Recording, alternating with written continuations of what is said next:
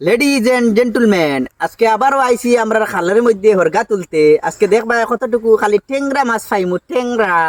ও দেখো আমরা খাল। তো এখন আমি হরগা তুলতে নামছি আমরা ছড়ার মধ্যে, দেখতে পারছেন।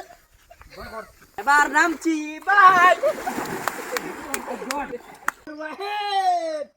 এই বড় বড় হরগা আমার গুড় কি মন কর এখন তুলো তুলো